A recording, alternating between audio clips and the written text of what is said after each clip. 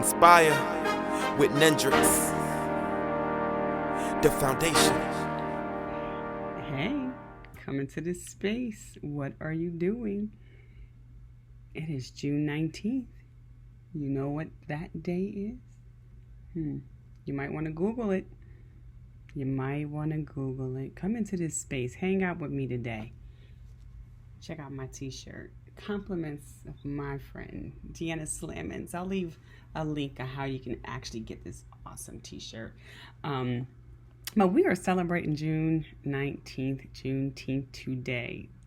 This is Your Best Life with Dr. Hairston, and I have a 5-minute quickie for you. I want to share some information with you. Now, many of us may not know what Juneteenth is. Many folks across the country are still scratching their head, trying to figure out what is Juneteenth. That's okay, because there's some black people. Well, it's not okay, but there are some people of color who don't know what Juneteenth represents either. There's a great many of us that do, because across the country it has been celebrated in different ways. So let me quickly share some information regarding Juneteenth. And I'm going to share some information off of this amazing website that I found Googling, just making sure that I kind of compile some really good information for you. And this website is really dedicated to Juneteenth. It's called Juneteenth.com. So if you have never heard of Juneteenth before, I'm going to give you a quick, break down what it is. So Juneteenth is actually the oldest nationally celebrated commemoration of the ending of slavery in the United States. And this dated back to 1865. It was on June 19th that the Union soldiers, led by Major General Gordon Granger, landed at Galveston, Texas, with news that the war had ended and that the enslaved were now free. Note that this was 2.5 years after President Lincoln's Emancipation Proclamation, which had become official January the 1st, 1863. So it wasn't until General Gordon Granger landed in Galveston, Texas, letting people know, hey, the war ended, slaves are free, that slaves started to become free in that area, in Texas, because they didn't know. 2 years. The Emancipation Proclamation had little impact on the Texas due to the minimal number of Union troops to enforce the new executive order. However, with the surrender of General Lee in April of 1865 and the arrival of General Granger's regiment, the forces were finally strong enough to influence and overcome the resistance. And according to the research that I've been looking at, some slave owners had to be killed in order to get them to let go of their slaves. So this is why June 19th is celebrated, and it started in Texas, recognized in Texas, of course, as a holiday. And so many states across the United States are jointly kind of getting in and learning about it and celebrating it also. So that is what today represents. So I wanted to come to you today to talk to you a little bit, not so much about Juneteenth, because we'll have plenty of time to talk about that. I don't think that Juneteenth should be discussed only on June 19th, right? I think that it should be an ongoing conversation every day, all of the time, and not just with people of color, everyone. But I did want to talk to you a little bit today because in a call today, I'm off today. I took off today because, we're furlough. And so I used today as one of my furlough days. But at the same time, I was organizing a Juneteenth open conversation with my staff. And one of the comments I remember reading was about white privilege. And my colleague had mentioned, how I wanted to make sure I wrote it down so I can share it with you. Like, how do you recognize white privilege? Like, what is that? Like, how do you know that you're exercising white privilege? And so, when we're talking about white privilege, we're talking about the inherent advantages by a white person just solely because of, the color of their skin, in a society that's characterized by inequalities, racial inequalities, right? So when we're talking about white privilege, that's what we're talking about. So then you're like, well, what does that really mean? Like, okay, so yeah, like, okay, I get that definition. What does that mean? Give me some examples of a person potentially exercising white privilege.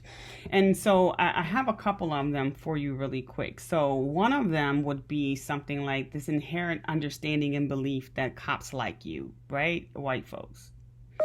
So there's, inherently not a fear of white police officers when you get pulled over. And almost the assumption is that, they'll say something to you and then you get set free. You're not going to get a ticket. You're not going to get arrested. And so that's the privilege that you kind of live within, because that's just inherent in you to believe that, you're liked, you're considered, you matter. Ooh. On the other hand, if a black person of color, don't have that same privilege. We don't have the same privilege to believe that if we get pulled over by a police officer, that number one, it's lawful, or number two, that not only will they be asking for our licenses and insurance and information, but they'll also potentially pull me out of the car. And so that's one example of what it means to have white privilege. The other example is that, the privilege of knowing that you'll know your history because it's embedded in your lessons in school from K through 12, and especially in Texas, where you can't even get to the 8th grade unless you pass Texas history. So let's not talk about U.S. history or world history. You can't move to the next grade unless you pass Texas history. And we know that those history books is riddled with the historical facts about everything except people of color. So you have the privilege of knowing and having your history documented and laid out for you, and a part of your K through 12 curriculum, and also embedded in your higher education curriculum. Wherever you go, no matter where you go in the United States, you will be taking a course in U.S. history. So that's a privilege that you have that others do not have. And so when you start questioning and curious why folks of color don't know certain things about their history or don't understand it's been systematically cored out. And when people of color have gone to their school board systems to challenge the system to place that as a core curriculum or core course for all to understand that people of color is part of the world history and the U.S. history and even Texas history, it's either shot down or listed as an elective. So that's the privilege. That's the privilege. You see where I'm getting at? The other thing is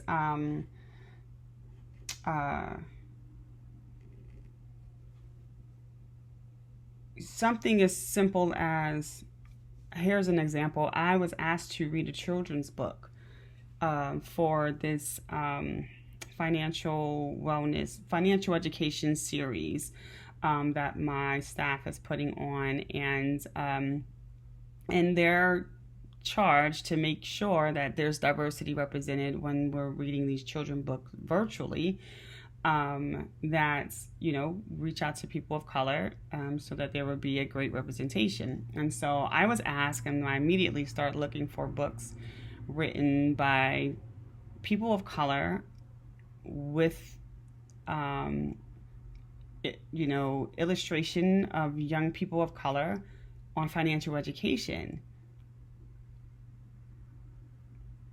Couldn't find any.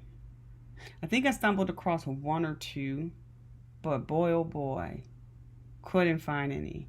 The privilege is that as a person that's not of color, you can just simply Google, a book on children's book on financial education, and you will get a slew of those options available to you for your child to understand financial education and have some awareness around that. So you ask, well, why don't y'all just write a book?